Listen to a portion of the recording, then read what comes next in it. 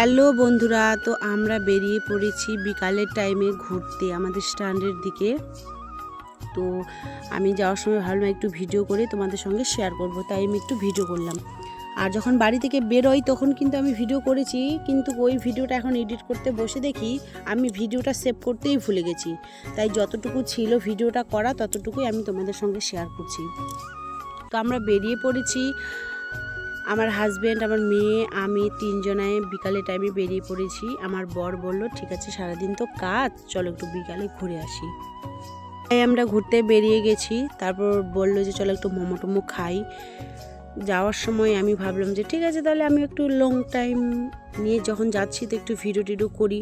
Video করতে করতে গিয়ে পৌঁছে গেছি আমরা স্ট্যান্ডে গিয়ে মোমোর দোকানে বসে পড়েছি মা মেয়ে মিলে।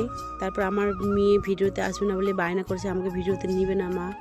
তারপর আমি আমার মেয়েকে না নিয়ে তখন নিজে একা একাই ভিডিও করছি। তখন আমি ভাবলাম যে ঠিক আছে, তাহলে আমি নিজেই ভিডিও করি। তারপর আমার দিকে ক্যামেরাটা ঘুরিয়ে একা একা যা পারি আর কি তাই করি। বসে বসে মোমোর অপেক্ষায় আছি, কখন দেবে আমাদেরকে মোমো। তারপর বসে আছি, হট করে তখন মোমো আমাদের প্লেট চলে আসলো। আমাদের মোমো একটা ছিল টাইফুড, একটা ছিল ভেজ মোমো।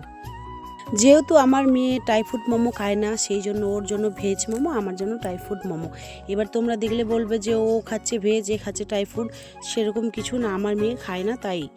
তারপর ওনার বাবা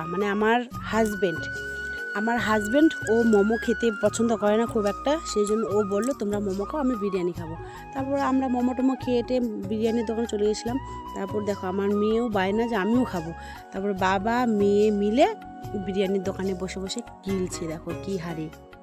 এখন আমরা ওখান থেকে খেয়ে দিয়ে বেরিয়ে পড়ি। তো টাটা সবাইকে, দেখা হবে নেক্সট কোনো ভিডিওতে।